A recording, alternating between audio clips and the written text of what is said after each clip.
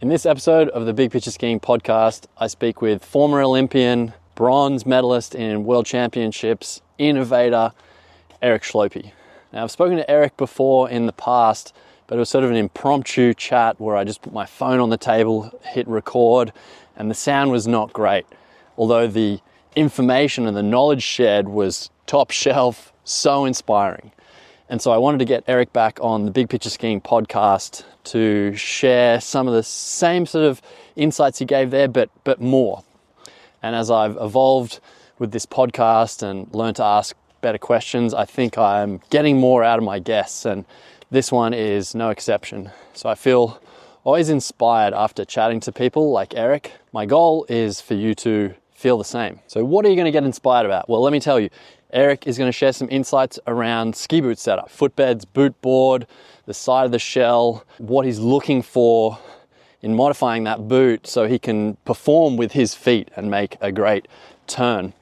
You're going to hear if he thinks that there was certain advantages he had or great skiers have that make them better than other people, whether that's psychological, physical, technical, that sort of stuff. So you hear his thoughts on that. We discuss his son, things he's learnt because he's quite a lot taller than Erik. So learning to see things through the eyes of someone with a different type of body and how he's helping to share that when he's coaching other people. I also asked him what he would say to the general public and a lot of skiers out there in terms of what he's seeing them do on the mountain. I think that's a really interesting and fun part. So he's got some recommendations probably for you right there on what you should do for your skiing. Some of his favorite drills he likes to use to help himself and others really get the feel for a good turn. So there's lots in this episode. Well, thanks Erik for being on the show, and thanks to you for listening, watching, and being a supporter of the Big Picture Skiing podcast. Really appreciate it. It's starting to get cold here in Australia, so I can't wait to get on snow. But in the meantime, those in the north, those waiting for it, hopefully this is something to fill in that time and keep your skiing mind frothing and looking forward to the next time you get on snow. Do you think that there is something that you have as an advantage over other skiers? So people that get to the top of the game, maybe it's psychological, maybe it's strength. That's a really good question, and one that I don't know if anybody's ever been able to break it down. I think there's certain levels that top World Cup skiers have physically. Let's just start with the easiest one. You have to be very strong. If you're not super strong, doesn't matter how good your touch is on the snow or how strong you are mentally. If you can't hold 800 pounds on one leg 60 times in a row and just hammer anaerobically, you're not gonna make the World Cup. But to be honest, that's the easiest thing. It's so tangible. You can get in the weight room. I think there is a certain genetic component that allows people to get to a certain strength level faster, and it might be impossible for some. It's certainly the easiest one to address. There's nobody on the World Cup that started skiing, not ski racing, but skiing after age 4. So I put skiing in a category with golf, surfing, even gymnastics. Is such a technical sport, and there's so many little nuances to the sport and so many variables, and you can make it so complicated that if you learn the sport and you can't remember learning the sport like a language, then that's sort of the key to the foundation of success. I don't remember learning English, and I don't remember learning how to ski. Anything I remember learning, I'm not great at. I can be good at it, but I'm not great, and certainly not world class. So you've got that as well: the touch and feel on the snow, balance, understanding the fall line, and then as you progress through the ranks and as you get older and into, let's call it World Cup age, sort of 20, 22 to the end of your career. I was 37 when I retired. That's when all the details matter. That's when all the little things matter. I know there was a study on, and unfortunately I don't know all the details, but on British cycling team. So they were trying to make 1% difference in 100 different categories.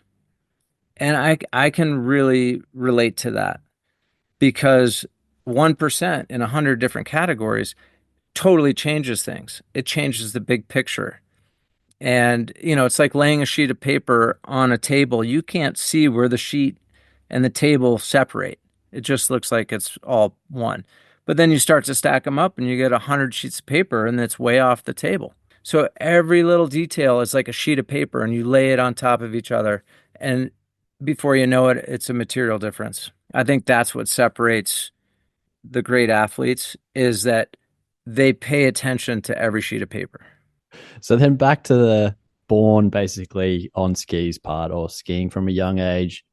Do you remember your coaches or do you remember your friends having a certain, like, were you always mucking around on jumps? Were you always trying to just go as fast as you can in a straight line? Anything like that? 100%. I remember ever since I was little, skiing it was in my blood.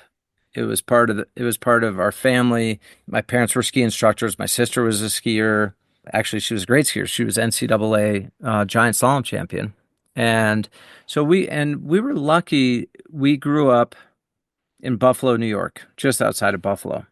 And my mountain until I was 12 wasn't a mountain. It was a hill. It was 400 vertical feet. So just over 100 meters. It was nothing.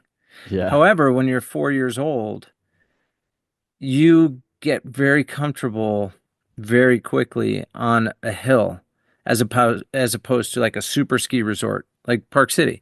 You go skiing at Park City, it's a wonderful experience, but when you're 4 years old, you can get lost fast. There's a lot of people, it's crowded, there's chairlifts, there's 4,000 skiable acres.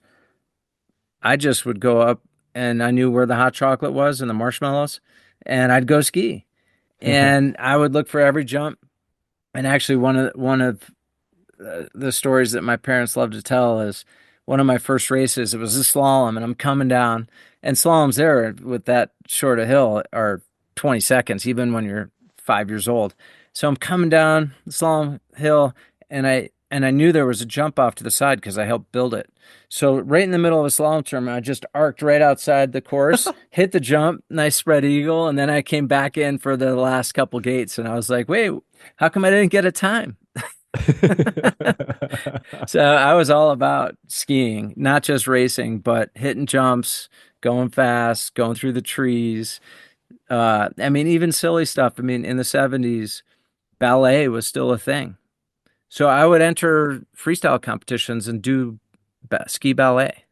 So, just anything on skis and just to become a better athlete with boots and skis on.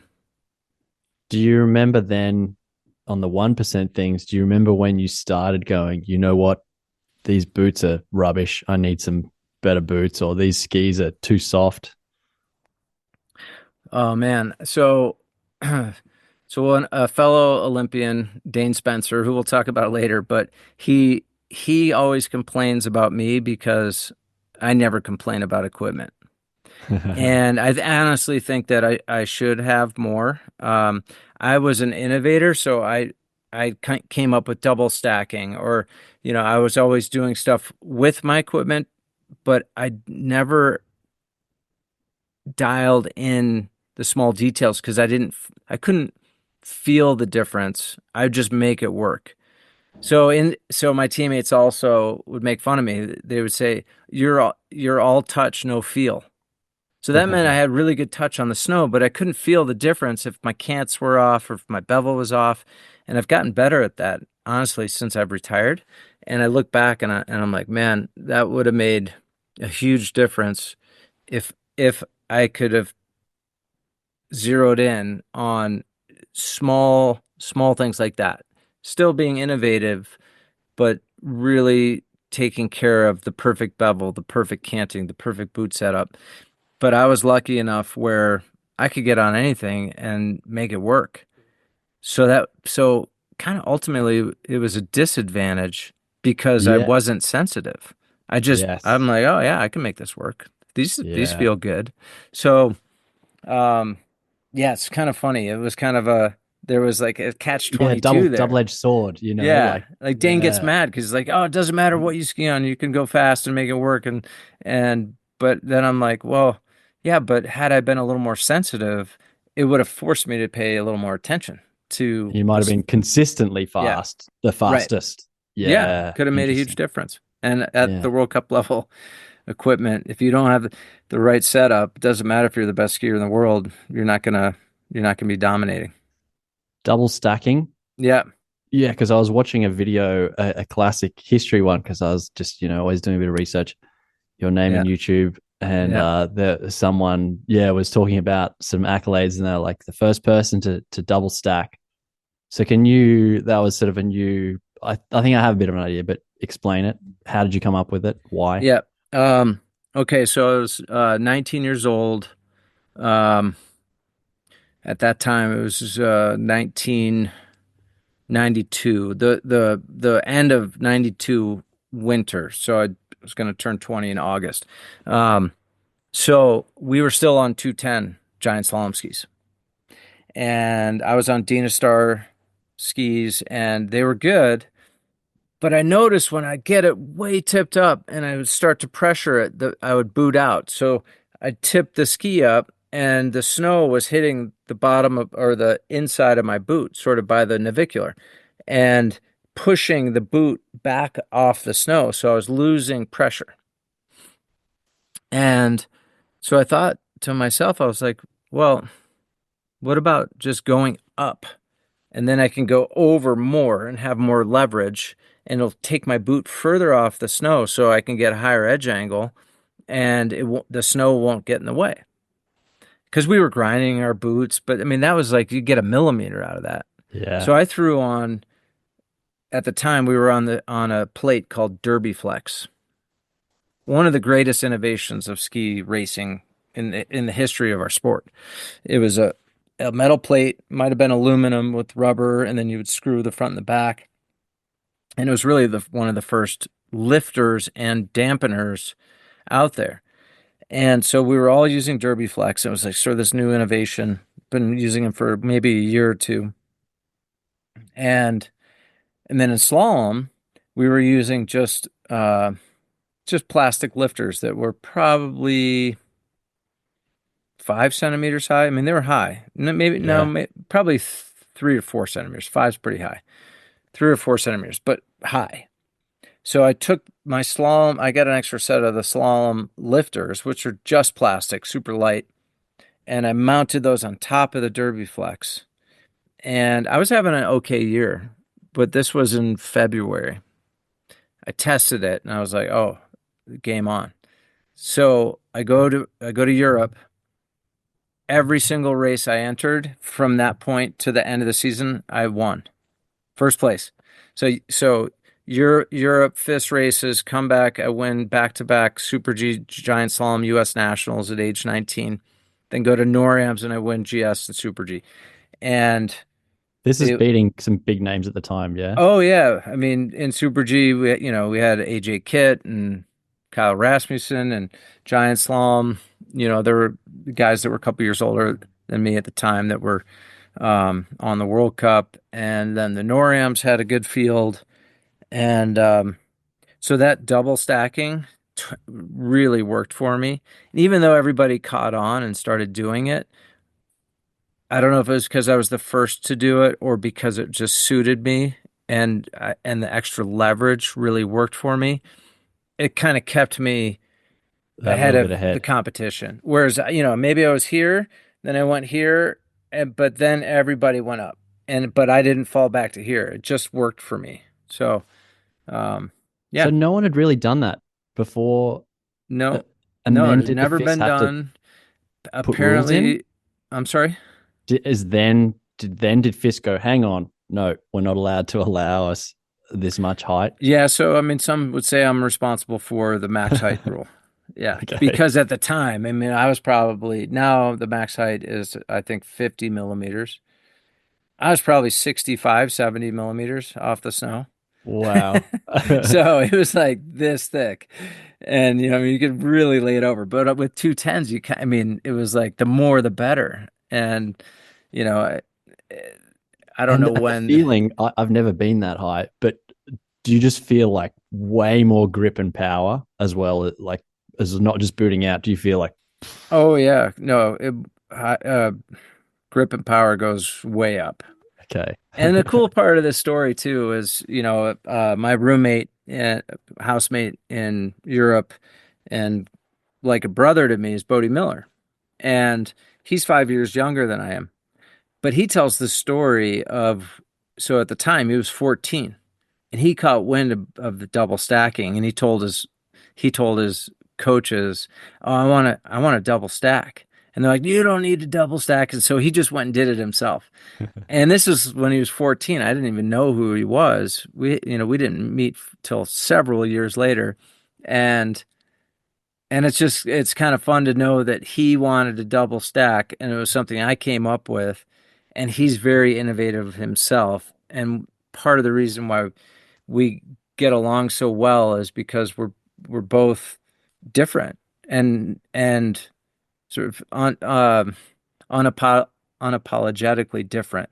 It's like, hey, this is the way I'm doing it, and I don't care what you think of me. Like when I play golf, I one arm chip, and everyone gives me a hard time. But I'm like, hey, that's what works for me. I don't care. Do what you want. yeah, But when I golf with Bodie, he's like, yeah, go for it. You should one arm chip. It works for you. So it's like, we're both very open minded and also not afraid to be different. And that's that's that's probably an where we gel. advantage, Yeah. isn't it? Back to Well, that first question, I think in some ways yeah. that is because you go and explore things that, what if Bodie went, oh, my coach just said no, and so we Right. just didn't do it.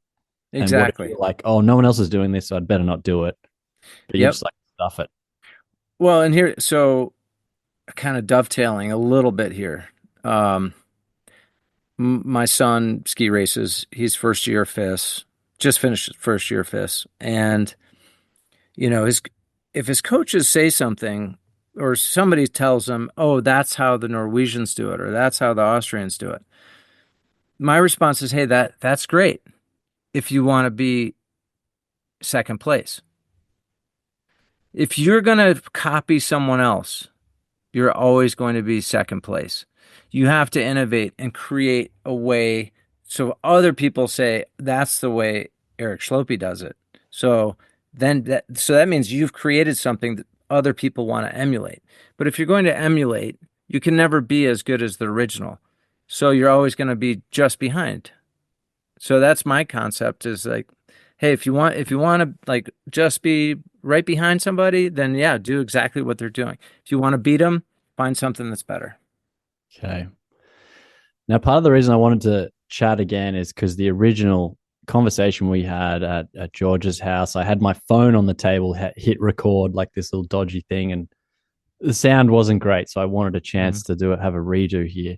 But say now we're talking about innovating in boots and playing around with stuff. You went through and you laid out to me, even starting at the level of the binding, then the boot board, the footbed, the shell. What do you think? I found the boot board part really interesting. So can you start there? What you played around with your boot board? Yeah, it's funny. Coincidentally, last week I did I don't know, it was a podcast, but it was a live Q&A with Harold Harb. So it's I think it's Harb Ski Systems, and Harold and I go way back, and he's with an Aussie, Peter Stone.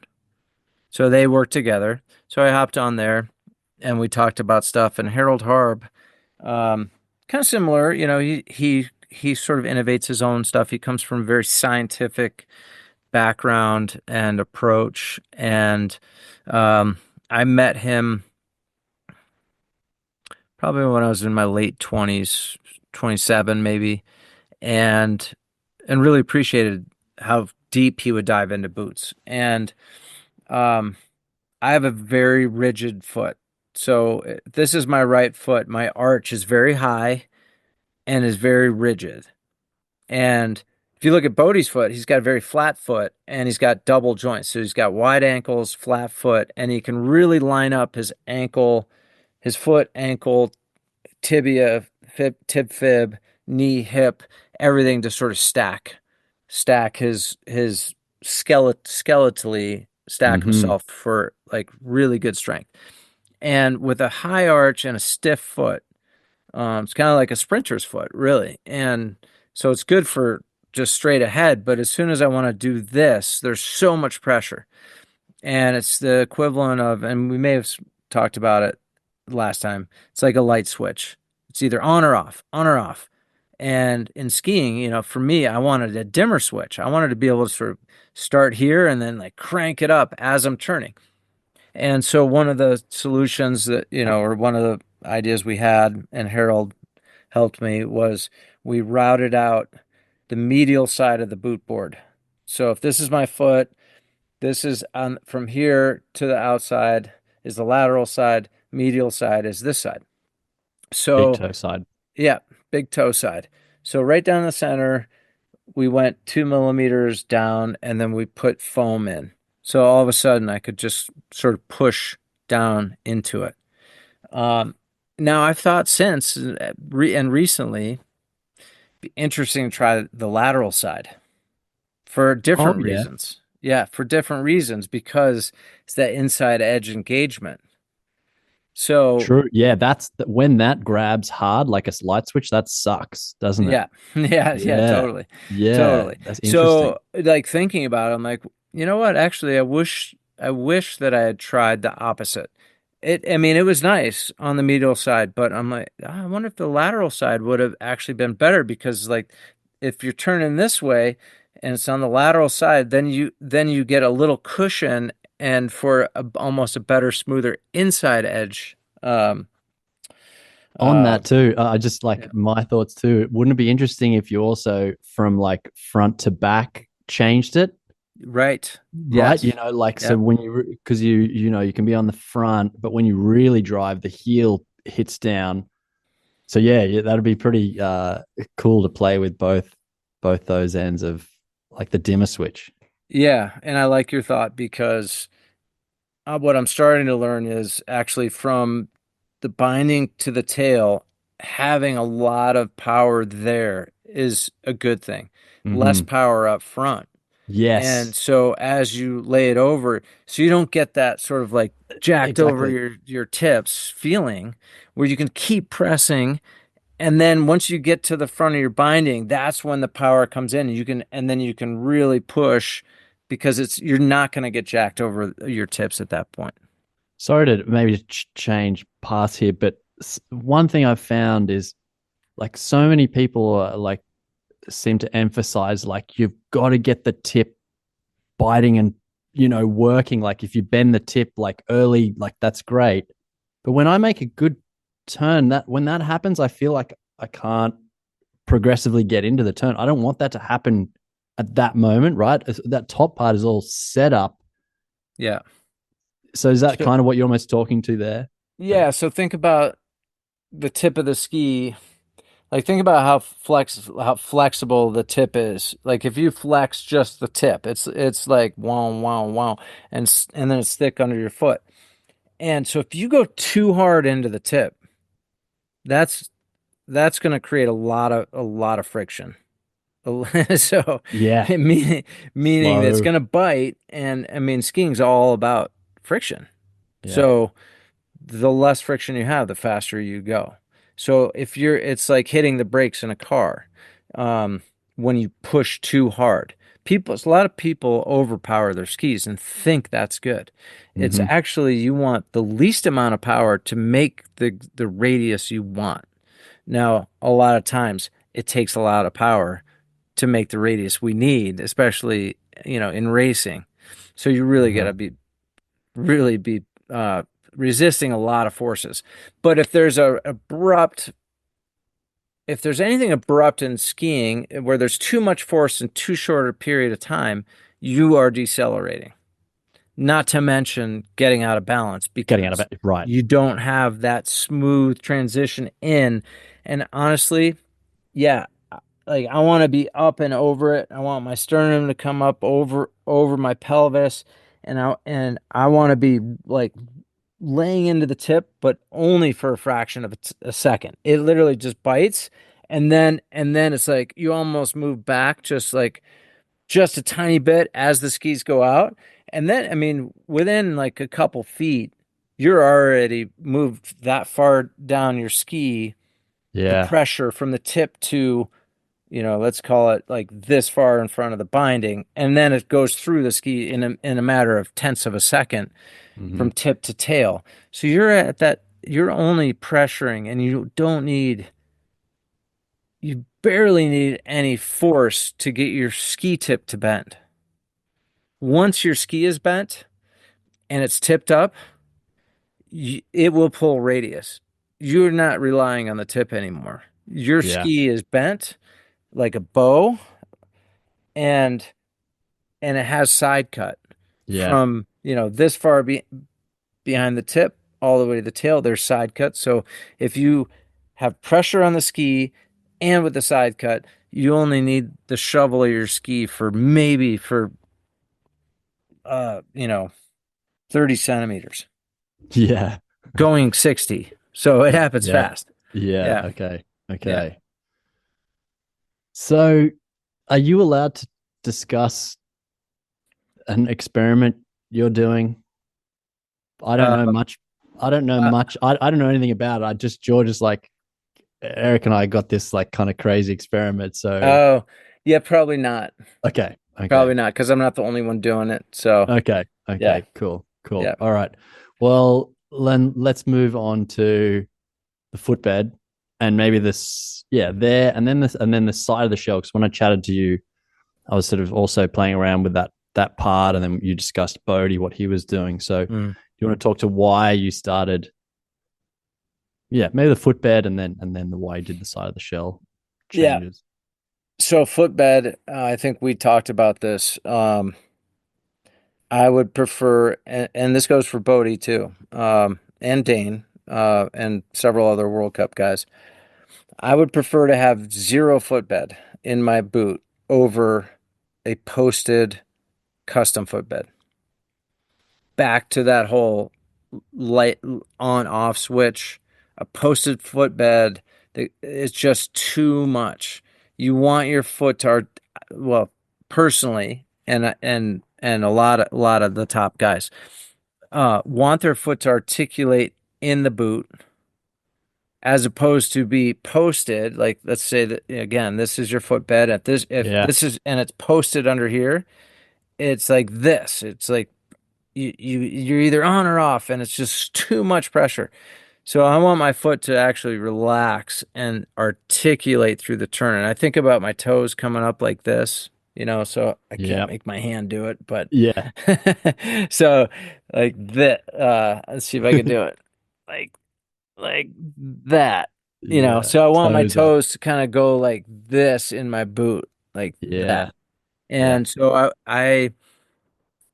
the other thing, so either I'd go with just the stock footbed, which is nothing, it's like a piece of cardboard, or I'd get a custom footbed with absolutely no material under it, and then I'd actually um, cut the end off the footbed. So it was, like if this is my foot, let's see, if these are my toes here, the yeah, footbed would only go to here.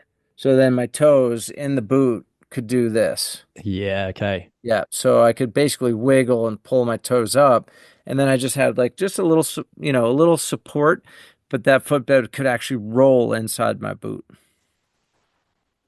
And then that then brings us onto the side of the boot because you wanted those joints in your foot. You just wanted access to them. You didn't want to post up and then just have an ankle, a Yep. knee, and a hip. You wanted that articulation. So then, because the foot can roll, you can Yeah. get closer to the side of the boot. You started also being really meticulous about how the side of your foot fit against the medial side of the boot. Well, so meticulous is in I wanted room in the navicular part of my foot. So sort of the ankle bone, your inside ankle bone, and the navicular, which is just front of that, I wanted space to be able to turn that over. Now, I can't take credit for that. That was a Bodie, and I think Dane got, and then we talked about it and I tried it. I'm like, this is awesome. I love it.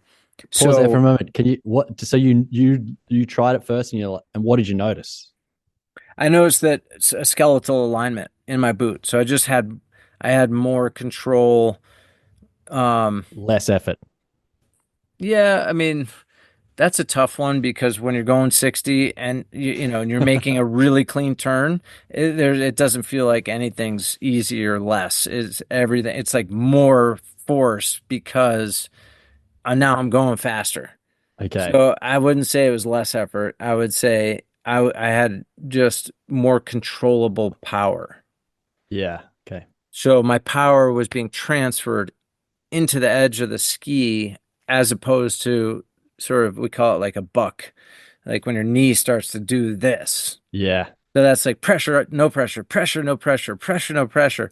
And you just want pressure like through the turn, like, "Ugh," and Yeah. it's like smooth and it's like you can just feel it like build and then release and it just snaps you out of the turn and you just as long as you keep snow contact you get but you have this like massive lateral energy that you're transferring into the next turn and it's just like there's no loss of energy and Can that's I say, I think that this is an area so many people that are in a more performance type boot don't realize because they're hmm almost like, oh no, I don't want to touch the shell. I don't want to like ruin it or whatever. And but they might not realize they're hitting straight up against with their ankle bone and then navicular. There's no yeah pain. It doesn't have to be a pain inducing. no That's the difference. You had no was not pain. a You were just fitting problem, not at all. no. It wasn't like, oh, my navicular hurts. I mean, it was like, oh, if I had more space to get my foot skeletally aligned with my,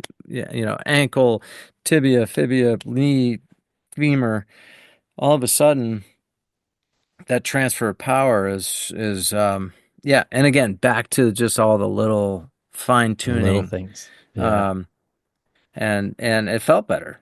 I mean, it was more powerful, but also it kind of hurts your knee and your back when you have six, Generating eight that hundred much pounds of force. force and it's going like in and out, in and out. So Yeah. it felt better too. Hey there. I hope you're enjoying the conversation. Just wanted to say I'm not just a YouTuber or someone with a podcast and an obsessed skier. I have a learning platform. So bigpictureskiing.com and an app attached to that is where I put my best material for those of you who are looking to really improve your skiing. So intermediate to expert level.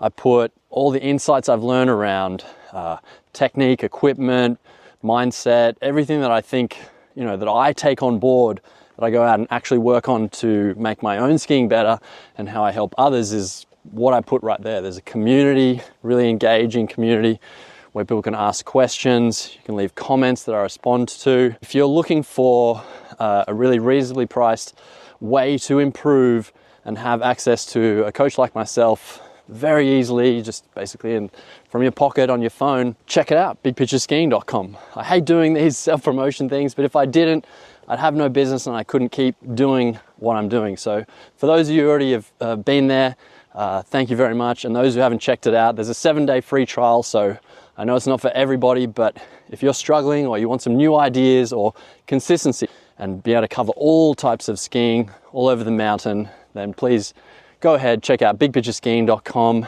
As a listener, you can get a discount of 25% off using the code podcast. Okay, back to the show. Thanks very much. Would you do, I don't think I even asked you, did you change much around the cuff area? Like, did you have a certain flex you liked? Did you, yeah.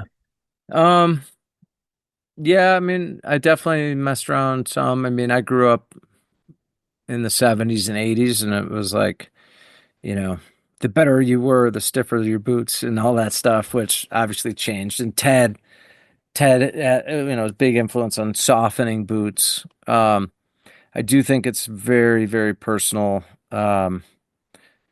style wise, anatomically. Um, somebody like Bodie or Nyman or Bryce Bennett, tall guys, they've got so much leverage that they actually probably need to reinforce their boots beyond any of the stiffest boots ever made because they're so long. And then you add this, a lifetime of training and good genetics, and then top-notch skiing, and the forces that those long guys can create are insane. So Yeah. different for me, I mean, Yeah. I'm strong, but I'm not 6'3" or, Bryce is what, 6'8". I mean, it's like, it's ridiculous how tall he is. Who we are, Yep. taller, shorter, style, Hmm. sort of how we hit the boot. So I guess that's a consideration. But for you then, were you looking for a sort of a certain feel, like it to really stiffen up when you hit a certain point, but be sort of able to get you there, like the ankle to flex a little bit? I know like Ted, when I, chatted to him, I didn't realize how much he really liked to cock his ankle, like really set himself up forward and soften the boots to get Yeah. there. You Now, similar? Ted, I mean, his most successful time in his career was after I retired, and they went to 35-meter GS skis. So they were basically going back to what we were on in 1989, basically 210 GS skis. We had 210s with a little bit of side cut, and then now they went to like 193s with no side cut. And so I don't think it was the same. Um, when we were on 27, 28-meter skis. They turned so much easier, and so I didn't play a ton with the flex. Okay. Again, I wish. I skied for almost 20 years in the World Cup, and I look back and I'm like, I really wish I had more time. Because there's so many things that could have dialed in or tried. Yeah. Flex of the boot, back to sort of all touch, no feel. I was lucky I could kind of get on anything. Yeah. However, I probably should have paid a little more attention to something like that. Do you think, you mentioned that really great Technica boot that you skied faster in straight away? Yeah. And I was trying to ask you, like, why was it better? Like, have you thought any more about that? Do you think you've nailed down, like, Oh why man. that? I mean, so Ted also thinks that boot's amazing. Bodie, Dane, there's a Formula fan club, and it's for those of us who skied on it and realized how much power was in that boot. Um, it was basically a one piece boot, um, and um, we also had the guys that made it for us, actually the lifter on it, besides being very high and thick, it was, pre having, the boot height limit was different back then. Would go higher. So the boot lifter was super thick.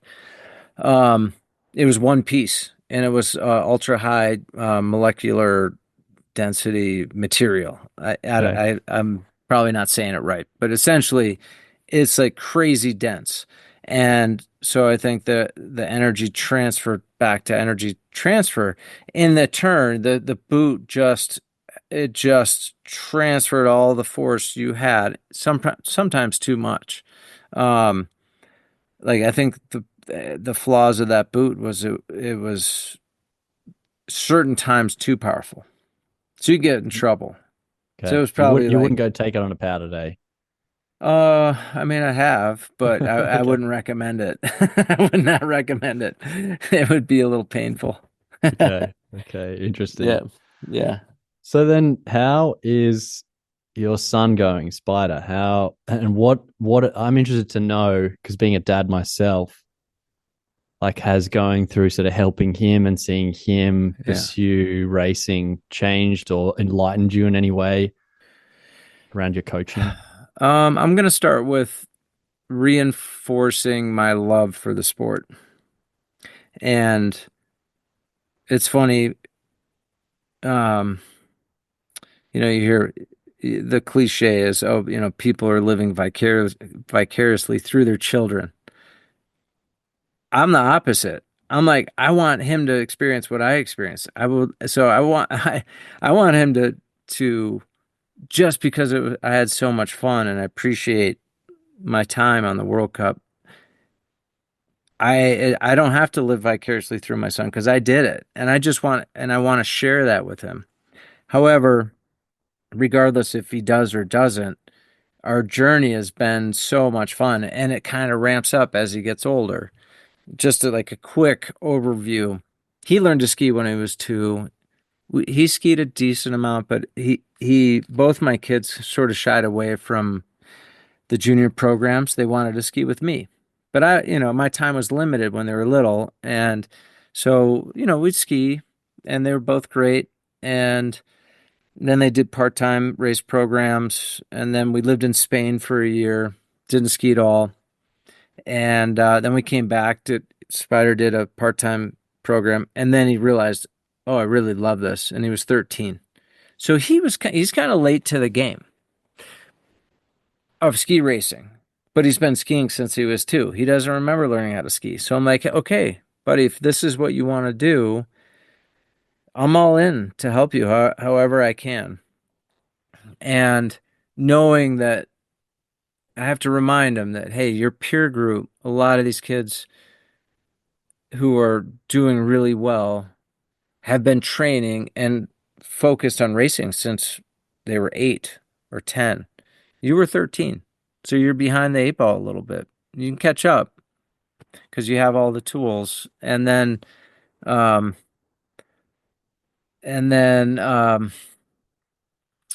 he grew like a weed. So I've been consulting with the tall guys. I talked to Bodie and Nyman.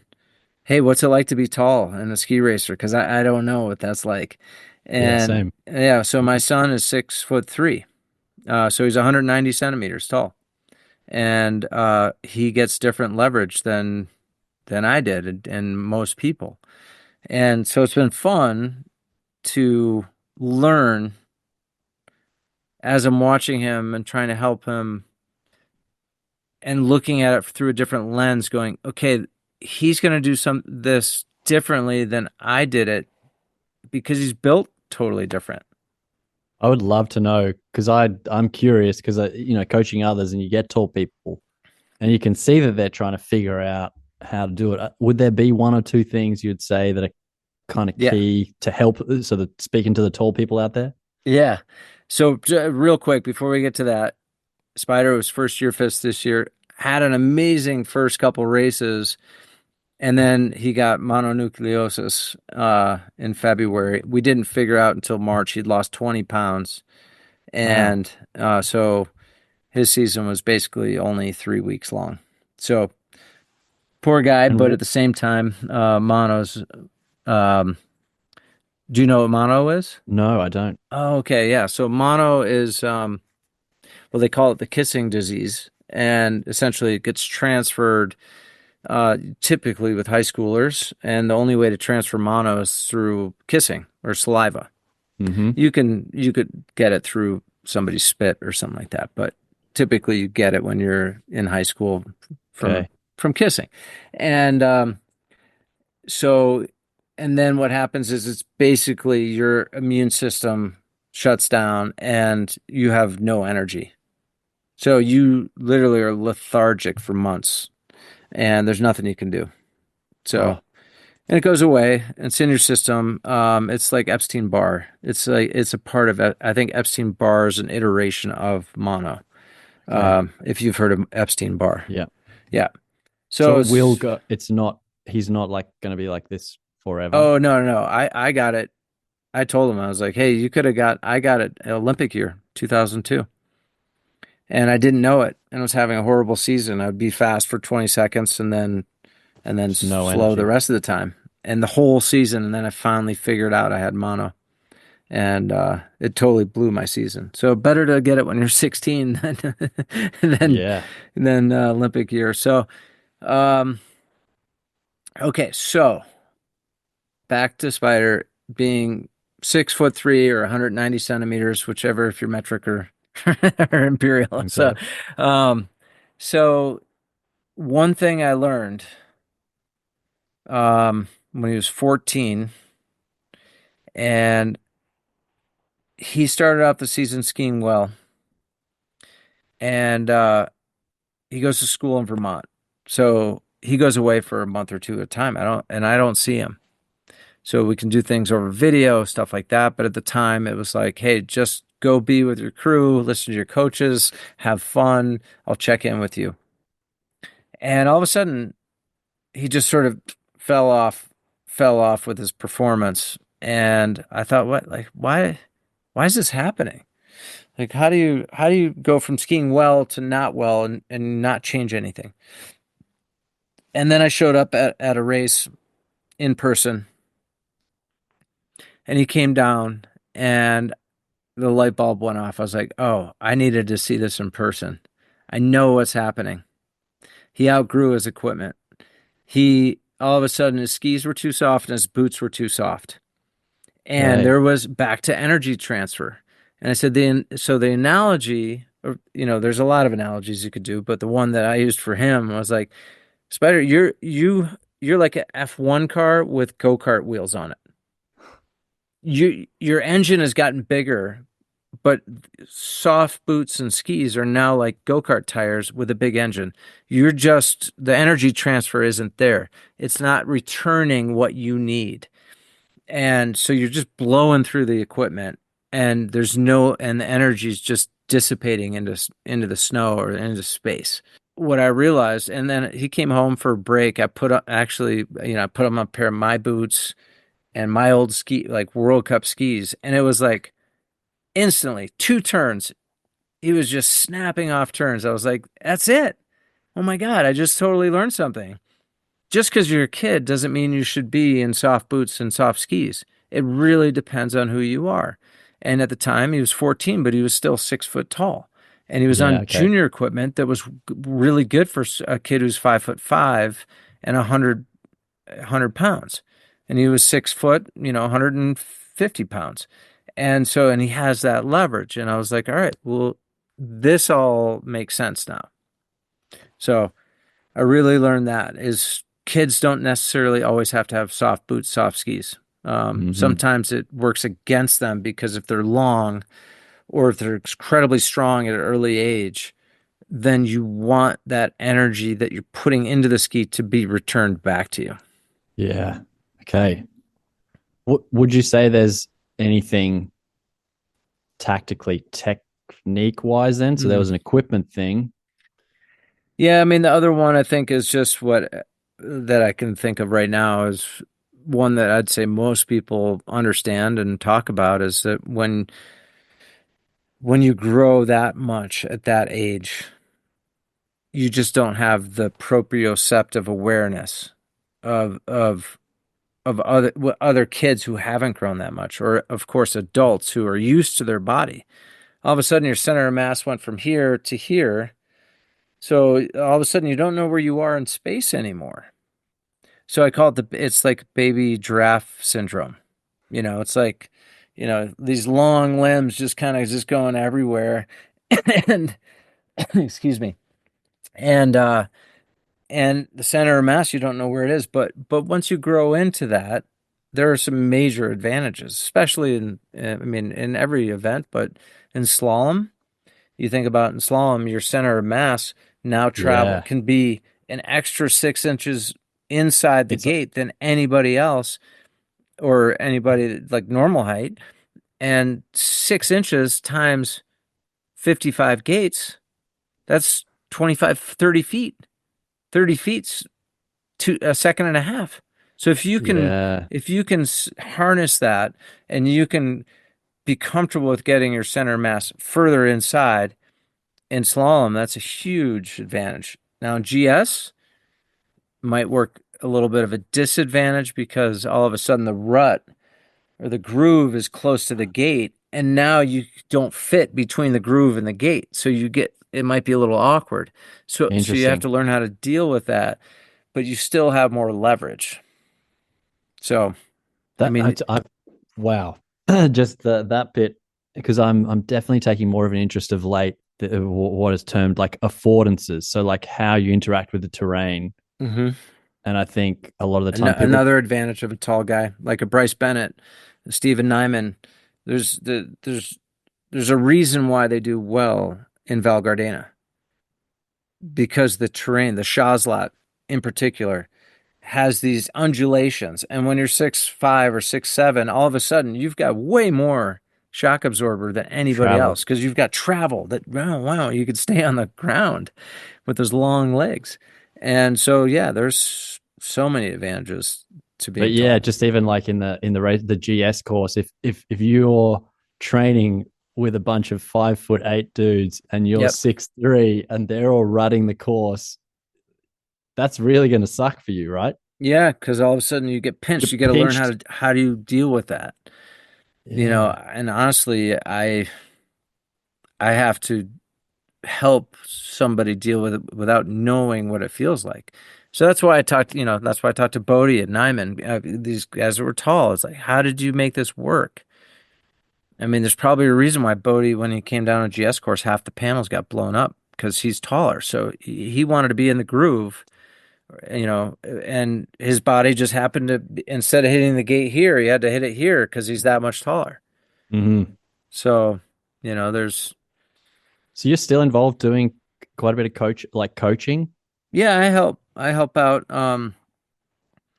Spider goes to Burke Mountain Academy. And it's been really fun for me to join the FIS men's group. Last year I went to Mount Hood, and then I went to Belgium. I went to Europe. I went back to Burke, and I got to know all the guys. And when I go work with his team, I'm not working with Spider individually. I'm working with everybody. So he's just part of the group, which is great. But I also have to look at it fairly and say, okay, I'm here with the group. It's not with my son now. Yeah. I might create something or go skiing with him one on one some other time. Of course, I do that. Um, but when I'm helping his team out, then everybody I'm helping as much as I can. And so, yeah, I helped him out. Dane Spencer was doing a return to ski program with the World Cup skiers. So 2 winters ago, I skied a bunch with Nina O'Brien and Katie Hensian, a couple other ski team athletes who were coming back from injury. And that was exciting because Nina and Katie, we skied a lot with them. And Dane would have me come out to do demos or have them follow me.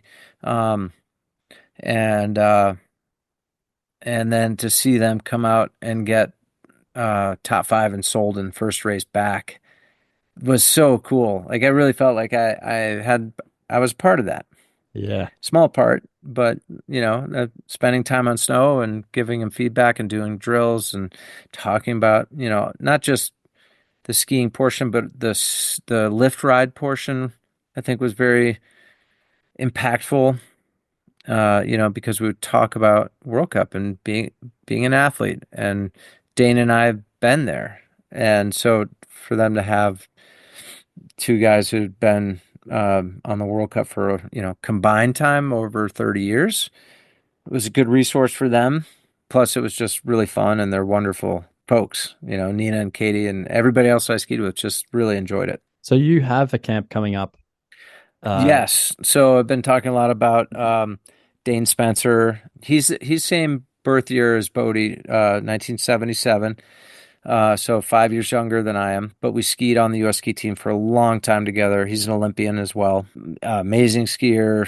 He had some top 10 World Cups. One of the smartest people I know, but yeah, also like a brother to me. So Dane and I we've got a small camp in New Zealand. I sent you the details. I think it's July 29th is when we land in New Zealand. We're going to do some free skiing up in Roundhill area. Oh, I love that place. Just focus free skiing drills, also being athleticism on skis type of stuff, and then we'll relocate down to Queenstown, Arrowtown area, get some gates going, and then a couple races, and then finish with a block of high quality gate training. Late July to I think August 17th are the dates. It's in New Zealand. Dane and I are the coaches, and we actually have one other guy who was on the U.S. ski team in the 90s, who's also amazing guy and one of my closest friends. His name's Ryan Smalls. He's a ski instructor in Aspen, and his kid Luca ski races. So they're coming down. and should be The type amazing. of person, because I think I was asking before, it's kids, fist kids between sort of the age of like 16 and Yeah, 22, sort of. yeah. I mean, I think there might be a couple U16 kids going as well. So maybe 1 year before fists, and then probably up to, I don't know, mid 20s, maybe. I mean, if somebody was 30 and they loved and they're ski racing and they wanted to join us, absolutely. There's no age requirement. I would say, it's nice to have a mixture, men and women, ages, also different skill levels, because it's nice to have that. It's because then you have camaraderie. If everybody is super good or everybody's just or struggling, then it becomes like almost like this competition. Whereas if you have people who are just, you know, at, they're struggling, or not super fast, but they want to be, and then you've got the fast kids.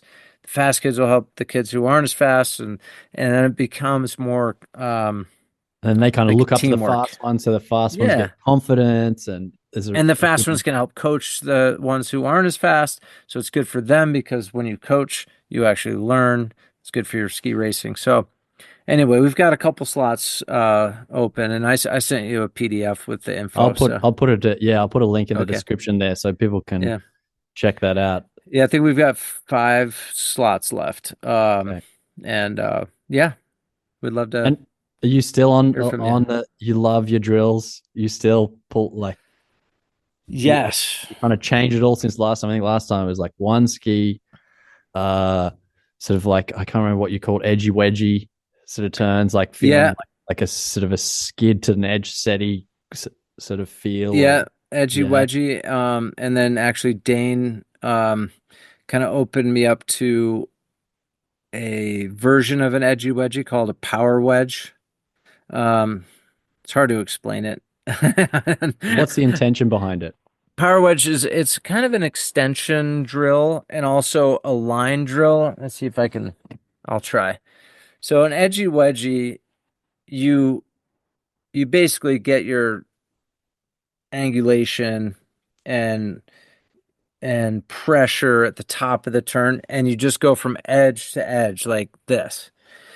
Power wedge, you actually get you keep the inside ski flat. So instead of Yeah. like going like this, a power wedge, you keep the inside ski flat and it comes across the hill like this. And Uh-huh. as you're coming across the fall line, then you tip it up, and then actually it stays flat. Same thing, kind of stays flat. So edgy wedgy like this. Power wedge is I Do you can't feel it? it's Do you get people to do like a long? Is it more power wedge longer kind of turn rate, like, or you hold it yes. for longer? Would be Yes. yeah, so slightly Definitely different more rhythm. across the hill, Yeah. more time to feel that extension and projection, but it's also Mm. good. Power wedge is great. Again, Dane introduced this to me. Power wedge is great in the course. So, like before you start training, you get in the course, because it actually makes it really kind of shows you where the line is, the ideal line, because you have to come across the fall line and you have to pressure, and instead of pinching, you've got to give yourself space, and then you can pressure and come across, and your ski's flat. So the tail of your ski kind of just clips the gate, or just Ah, yes. barely misses it. That's what you want. So you want to feel that line, and an edgy That's a wedgie. great, yeah, Yeah. that's a great, like if someone's not getting it, they're not going to be able to not get it with that drill through the course, right? Yes, Like, you're hey, forced that, to give yourself a little room, a little space. So many different vocabulary words that mhm. resonate with different people. So, but I think understand what I'm saying is you have a little Yes. space, a little room at the top of the turn, and then you can pressure, and yeah, if you pinch it, then you're just gonna hit the ski like in the gate like this. Yes. So. Yeah, Um, cool. One ski drill is just timeless classic, because you got to be balanced. You Yeah. got to be quiet upper body. You can't be sitting back. You can't you can't be leaning in. Like you have to be balanced, you have to be active, and you have to also be quiet with your upper body. Otherwise, it all You can't do it. goes to hell. So yeah, yeah, Yeah. you gotta. So I love one ski. And yeah, the Okay, here's power maybe this wedge. will Yeah. help with the other. So maybe not just, maybe you could speak to like the races, the ones that, in the middle of the pack or, bottom, and maybe the general public like at Parksy and Deer Valley who just love their carving. Common problem. What do you reckon you see? What if you're like, yeah, haul 200 of them and you're like, everybody, I don't know why you're doing this, but what you're thinking here or what you're doing there is it's not the right thing. Maybe try this or anything there. Um, yeah, well, not anything. There's too many things. Okay. So I actually don't watch it on purpose. I mean, of course, I'm on the lift and I cheer people on. I'm like, yeah, sweet, like going for it, like trying to make a good turn as opposed to straight lining. Straight lining just drives me crazy. It's like it hasn't snowed in 2 weeks, and somebody's up there on 120 millimeter under waist skis. I'm like, what are you doing? Like, you can't Yeah. ski now on those skis. So one thing I'm seeing is straight lining, and it drives me crazy. It's like skiing, turning is the heart of skiing. It is what we are meant to do on snow is turn. And of course, yes, glide when and all that stuff. But turning is how we control our speed, and it's also the hardest thing to do in skiing. And the So I funnest thing. want to see more people putting effort into turning better. And then when I do see people putting effort in, typically, man, there's so many different directions I could go. Timing is one thing. Yeah. Timing's a big thing. People like dive in too fast. Uh, I would say timing, trust, um, and projecting really. So, some I would say there's certain levels. There's the people that aren't quite carving yet that just need to trust themselves more. They're just Cool. not Yeah. So trusting that they're going to put the ski on edge and it's going to bite and then they can push through the turn. And then the next level up, I see people who are look really good, and I'm sure they feel good, because they are carving, but not the whole turn, and that's because they're trusting how to carve. They're trusting their mhm. skis. They understand what the feeling is, but they're not putting it all together, especially moving through the turn. And so they might just get a big angle and then switch the angle as opposed to like dancing. You're moving through the snow.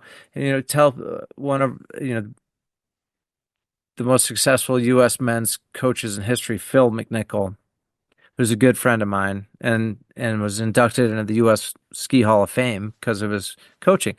He would tell people skiing is a movie. It's a motion picture. It's not a photo. So a photo, you just sit there, you're just like stuck, like in this position.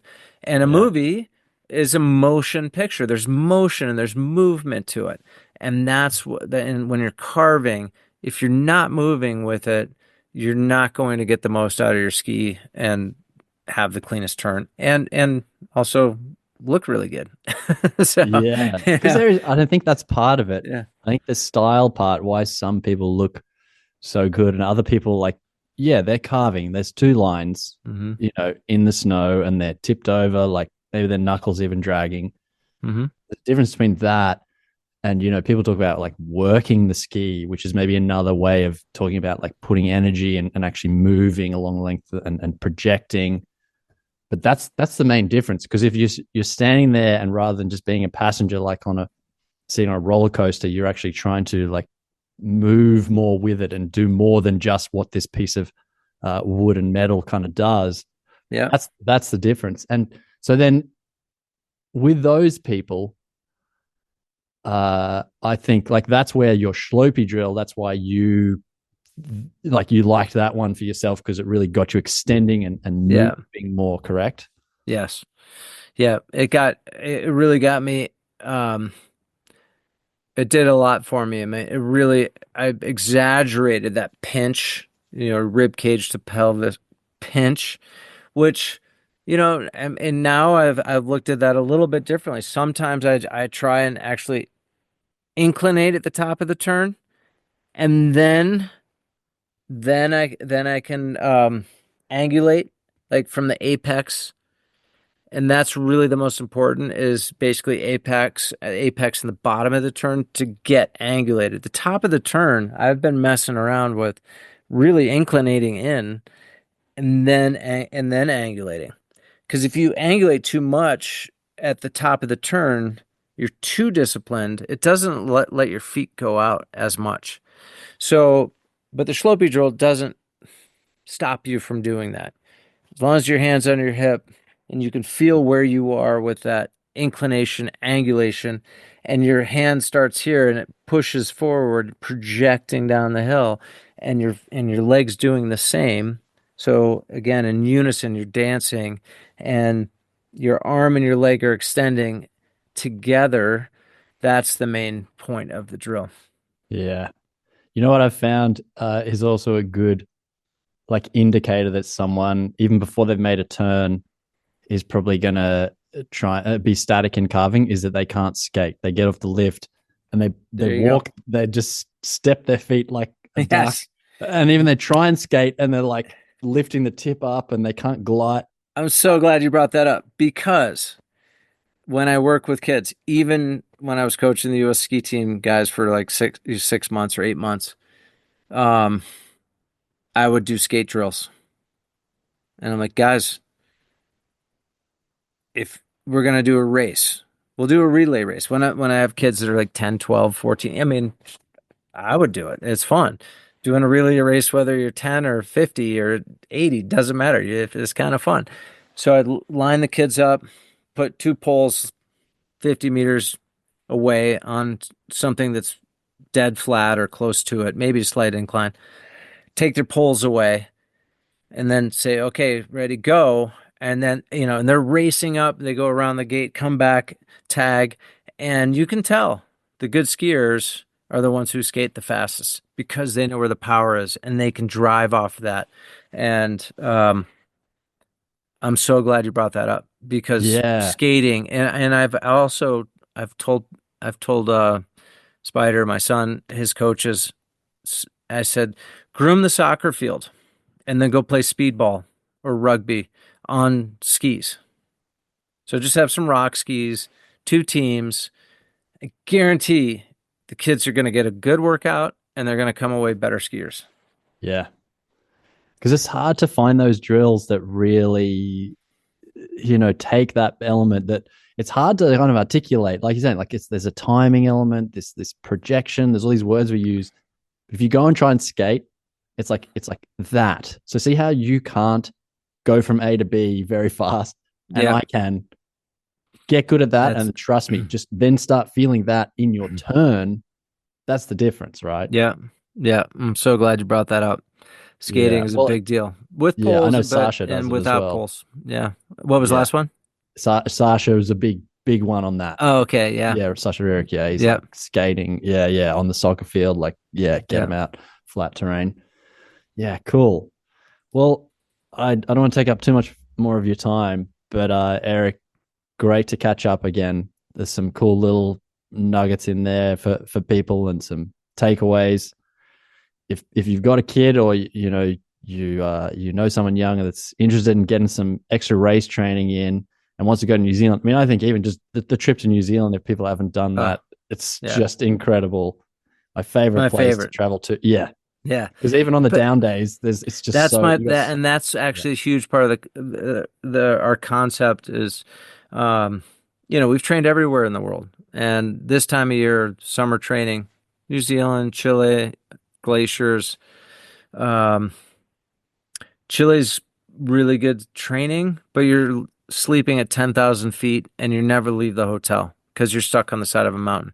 New Zealand, you're sleeping at almost sea level, and there's grass around you, and you drive up to the mountain, you train, and then you come down, and then you can go play soccer, play golf. On days off, you can go to the coast and go surfing, go to Wineries. yeah, I mean, on and on. And so from a life adventure standpoint, because that's, it's like, hey, you got to look at the big picture. We all want to That's be right. faster skiers, but you got to enjoy life too.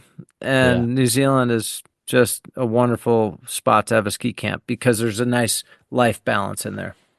Yeah. And I don't have US dollars, but US dollars to NZ dollars right now is Yeah. not too bad. So, Okay, that's good to know. I haven't even looked.